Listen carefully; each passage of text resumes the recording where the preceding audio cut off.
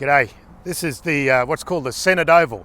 It's where a lot of politicians come on Tuesday mornings to play touch footy, Wednesday mornings to play soccer. We'll kick off about 7 a.m.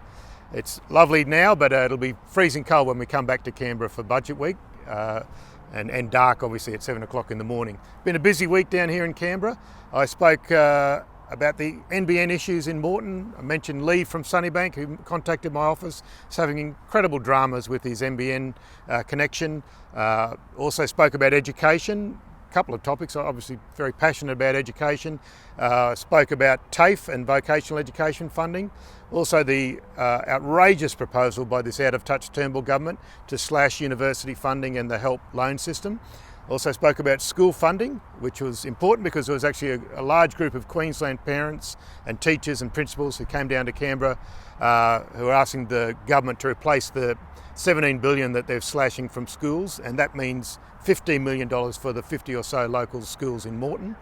Also spoke about early childhood education and the Big Steps campaign, which is calling for fair pay for early childhood educators, people that we trust with one of the most important jobs, caring for our little children.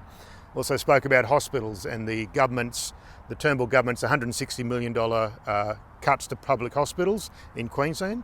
Now that's the equivalent of 240,000 emergency department visits or 44,000 cataract extractions. Also spoke about pensions and how this Turnbull government is still trying to raise the pension age to 70. Fine if you're a merchant banker, not so good if you're a bricklayer or a carpenter or an electrician or the like, or a nurse, anyone that uses their body. I also spoke about their cruel cut to the energy supplement.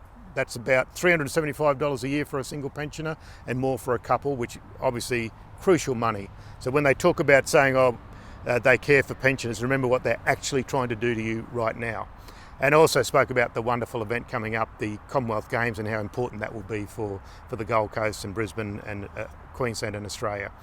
The next day of sitting here in Canberra will be the budget day, and this week has been all about outlining the different visions we have for Australia, the stark differences.